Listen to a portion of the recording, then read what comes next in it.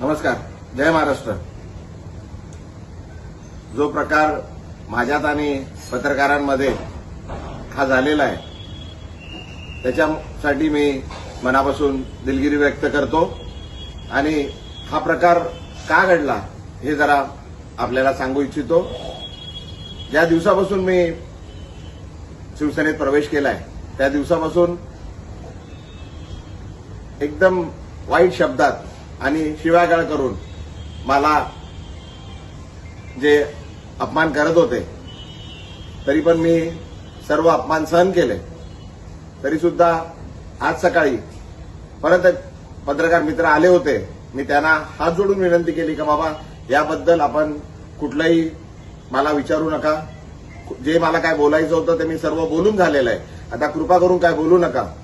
मी हात जोडून त्यांना विनंती केली. वारंवार मी सांगत आलेलो आहे का बाबा हे सर्व प्रकार हा माझा आहे. मला आपण जे शिव्या देतात आहे ठीक आहे, पण माझ्या परिवाराला, माझ्या मुलीला, माझ्या पत्नीला, माझ्या वडिलांना, माझ्या परिवाराला आपण जे वाईट बोलताय, शिव्या देतात आहे त्यापासून त्यांना जरा लांब ठेवा असं मी त्यांना वारंवार विनंती करत आलोय. तरी सुद्धा आज सकाळी पण पुन्हा एकदा माझ्या पत्नीबद्दल, माझ्या वडिलांबद्दल वाईट शब्द, वाईट गोष्टी सांगण्यात आल्या, खोट्या गोष्टी सांगण्यात आल्या आणि तरी ते पत्रकार त्याच गोष्टी परत विचारण्याकरता आल्या.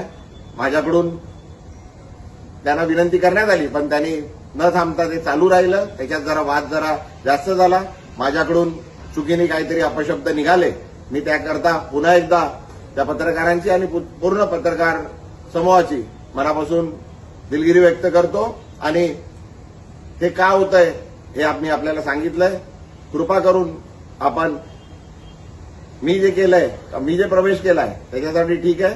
माझ्या परिवाराला, माझ्या मुलीला, माझ्या परिवाराला, माझ्या पत्नीला, माझ्या वडिलांना जे हयात नाहीये, माझ्या आईना आणि माझ्या पूर्ण परिवाराला याच्यापासून जरा लांब ठेवा अशी आपल्याला विनंती करतो.